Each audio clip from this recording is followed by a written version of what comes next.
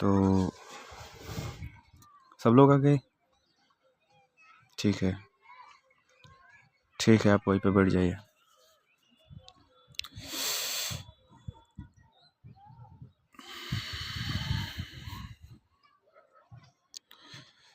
अभी कुछ बात करने से पहले हम लोग प्रयास करें कि कम से कम 2 मिनट के लिए हम लोग शांत रहें। और शांत ऐसे नहीं कि केवल शरीर से, शांत हर तरीके से, मन, बुद्धि, चित्त, हर चीज़ से, जिस रूप से हो सकता है। थोड़ा 2 मिनट के लिए हम लोग शांत होंगे।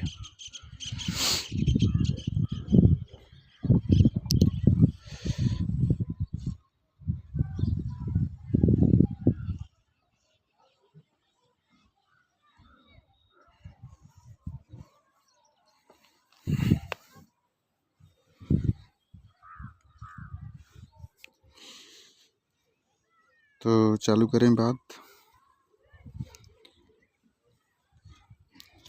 2 मिनट तो हुए नहीं, लेकिन बात ज़रूरी है क्योंकि इस समय बहुत कम है। और समय के रहते जब बातें समझ में नहीं आएंगी तो समय के बीत जाने पर वही पछतावा होगा।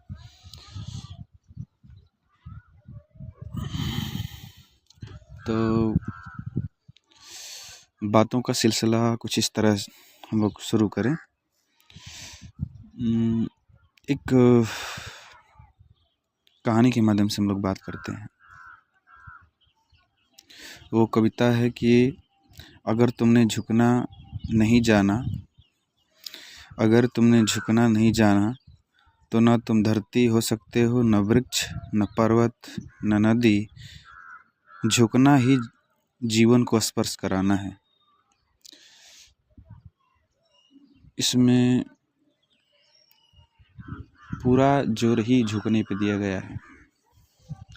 और हमारी पूरी प्रकृति या पूरा ब्रह्मांड रेस्ट के जरिए चल रहा है, मतलब स्वतः चल रहा है। कोई बाहरी प्रभाव हमें दिखाई नहीं देते।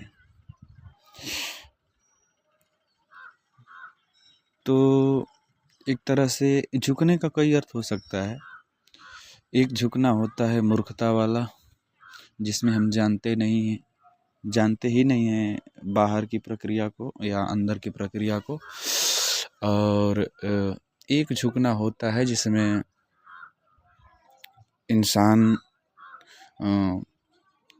कौशल और ज्ञान के बाद जो उसमें एक झुकाव आता है, वो स्वतः ही आता है। और एक झुकाव होता है जिसमें आदमी केवल दिखाता है, जैसे वो अंदर से तो झुका नहीं है, लेकिन अकड़ अंदर बनी हुई है और बाहर से वो झुकने का दिखावा करता है। तो इसमें लिखा गया कि अगर तुमने झुकना नहीं जाना तो न तुम धरती हो सकते हो, न तुम धरती हो सकते हो, न वृक्ष, न पर्वत, न नदी। मतलब धरती भी, या फिर मतलब संसार की कोई भी वस्तु अपने में कोई कंपटीशन नहीं खेल रही है कि हमें आगे होना है या हमें पीछे होना है। और आगे होने का तात्पर्य ये नहीं है कि आप जो दिशा इस देश को या अपने समाज को देना चाहते हैं उसमें पीछे हट जाएं। झुकना असली तभी हो पाता है ना जब आप शीर्ष जानकारी रखते हो हर तरफ के, चाहे वो अंदर हो या बाहर हो या विश्व हो, या हर तरफ की जानकारी आपके पास है। और उस ज्ञान के बावजूद जो आप में निर्मलता आती है, जो आप में एक सहजता आती है, वो अलग ही लेवल की होती है। तो चाहे धरती हो या वृक्ष हो या पर्वत हो या नदी हो, सब एक बहाव में बह रहे हैं, किसी में अकड़ नहीं है। वृक्ष जबरदस्ती नहीं कर रहा है, या वृक्ष किसी का पौधे से कंपटीशन नहीं कर रहा है। वृक्ष किसी को दिखा नहीं रहा कि तुम छोटे हो या मैं बड़ा हूँ। वृक्ष आंधी तूफानों को झेल जाता है, ऐसे नहीं झेल जाता है कि वो अकड़ के खड़ा है बस। और हवाएं अधिक होती है तो टूट भी जाता है, और टूटना उसका भी ऐसा नहीं होता कि मैं टूट गया हूँ, वो एकदम हर बात को मान चुका है जैसे कि वो बात हो ही, जैसे उसकी नियति हो, जैसे वो थोड़ा भी इनकार न करे कि मैं टूटूं या बिखरूं या खड़ा हूँ या ऊंचा हूँ या छोटा हूँ, या मुझसे कोई बड़ा है या मैं जिस स्थान पे हूँ खराब हूँ। मतलब उसके ज़हन में ऐसा कुछ विचार नहीं आता। आप कहेंगे कि क्या पौधों के पास भी ज़हन होता है? तो हाँ, ऐसे कुछ प्रयोग हुए हैं, लेकिन अगर ज़हन नहीं भी होता होगा तो कम से कम उसे झुकना आता है। प्रकृति में झुकाव सबसे सर्वोपरि है। प्रकृति चल ही रही है बिना किसी से कंपटीशन किए, प्रतिस्पर्धा पे प्रकृति नहीं चल रही है। तो न वृक्ष हो सकते हो, न पर्वत, न नदी। नदी भी अपने मार्ग को जब तय करती है, बड़ा से बड़ा सफ़र तय कर लेती है बिना ही किसी को जैसे डिगाती नहीं है, किसी को दिखाती नहीं कि मैं आपसे कंपटीशन कर रही हूँ। नदी सदा झुककर उन पत्थरों और पहाड़ों को पार करती हुई अपने गंतव्य को चली जाती है, जहाँ उसको जाना है। तो आगे लिखा गया कि झुकना जानना ही जीवन को स्पर्श कराता है। वो कौन सा झुकना है जो जीवन को स्पर्श कराता है? तब तो बहुत बड़ी बात हो गई, क्योंकि वास्तविक में पूरा संसार ही, पूरा समाज ही कहीं ना कहीं झुका है। हर लोग कहीं ना कहीं झुक जाते हैं, बड़े से बड़े लोग कहीं ना कहीं झुक जाते हैं।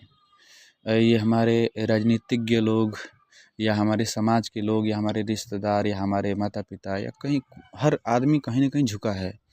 लेकिन वो क्या बात है इस में लिखा गया है, ऐसी क्या बात हो सकती है कि झुकना ही जीवन को स्पर्श करा दे? सभी के पास जीवन का स्पर्श नहीं होता, ध्यान रखने वाली बात है। जीवन सभी के पास है, लेकिन वो जानता नहीं कि मेरे जीवन पास है, क्योंकि जीवन को स्पर्श करना एक बहुत ही ऊंचा मुकाम है, उससे बड़ी कोई सफलता नहीं है। जीवन को स्पर्श करना बहुत ही आसान है और बहुत ही कठिन है, क्योंकि हम लोग बहुत कठिन लोग हैं ही। तो झुकना जानना ही जीवन को स्पर्श करना है। तो किस झुकने की बात हो रही है? हाँ, मुझे लगता है अपने जीवन से कि ऐसा किसी के दबाव में आके झुक जाना या किसी को खुश करने के लिए झुक जाना, ये कोई झुकना नहीं होता। और ऐसे तो पूरे समाज, पूरे विश्व के जो बड़े से बड़े लोग हैं, जो बड़े से बिलियनियर हैं या ट्रिलियनियर हैं या कुछ भी कहें, वो भी कहीं ना कहीं झुके हैं। तो और हमारे संत महात्मा भी कहीं ना कहीं झुके हैं। लेकिन वो हमारे संत महापुरुष या जो पहुँचे हुए संत हैं, वो किस जगह पे झुके हैं? और ये राजनीतिज्ञ या फिर जो ये कटुवादी हैं, कट्टरपंथी हैं या फिर रूढ़िवादी हैं, ये कहाँ झुके हैं? इनके झुकने में और संतों के झुकने में बहुत भेद है। तो इसको समझने के लिए हम यही बात समझ सकते हैं कि झुकना तो है ही, लेकिन हमें ख्याल रखना है कि हमें झुकना है वहाँ जहाँ झुकने से हमें जीवन स्पर्श हो, ना कि जीवन में और उलझनें बढ़ती चली जाएं। क्योंकि और कहीं झुकना ये तय कर देता है कि आपको बंधन और गुलामी आपको नहीं मिलने वाली है। लेकिन उस अपने स्वयं के आगे झुकना, अपने विरुद्ध लड़ाई ठानना, एक कोटेशन मुझे ख्याल आता है कि लड़ाई अपने विरुद्ध, मतलब स्वयं के विरुद्ध जो लड़ाई है वो असली लड़ाई है। लेकिन पूरी दुनिया दूसरों से लड़ रही है। दूसरों से लड़ना या दूसरों से जूझना ही साबित कर देता है कि आप झुकना वास्तविक जो है वो जान नहीं सकते। क्योंकि असली झुकना तो अपने को जानकर ही आएगा।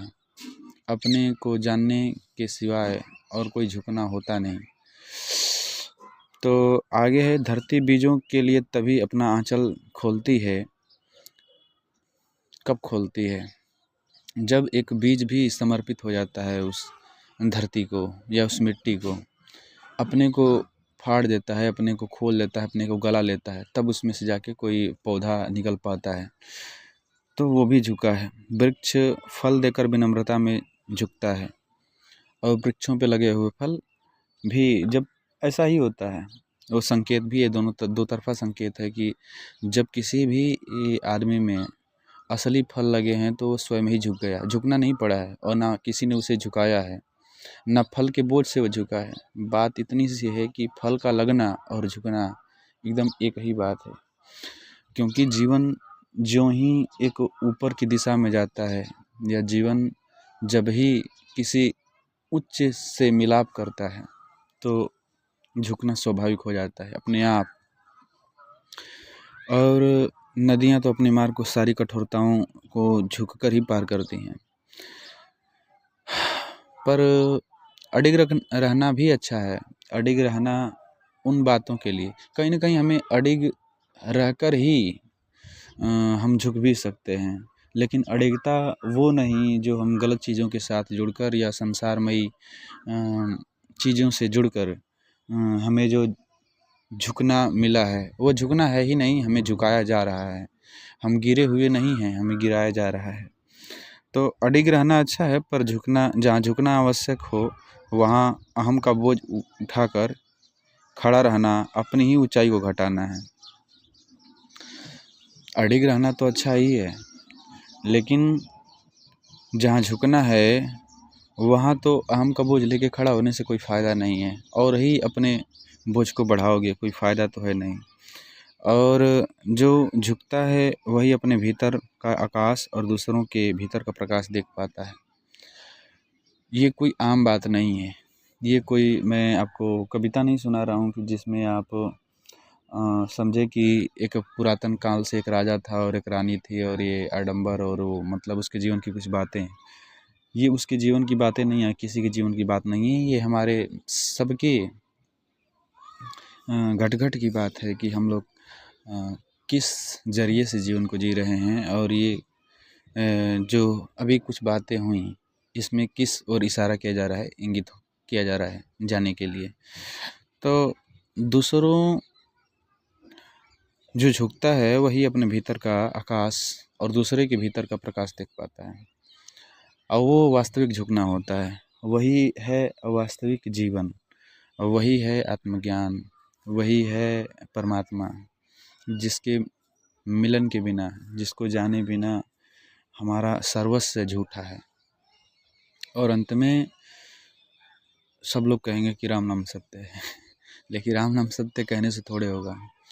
जिसको सुना रहे हो राम नाम सत्य हो तो चला गया, वो सुन भी नहीं पा रहा है, और तुम भी बहुत बेचैन हो कि राम नाम सत्य है और जल्दी, जितना जल्दी ख़त्म हो और हम भी चलें घर, क्योंकि आपका अब तो काम सत्य है। बस कुछ समय के लिए प्रोपेगेंडा था, या एक पारस्परिक लेन देन थी कि मैं भी किसी में कह रहा हूँ राम नाम सत्य है, और तभी तो मैं भी मरूंगा तो मेरे में भी कोई कहेगा राम नाम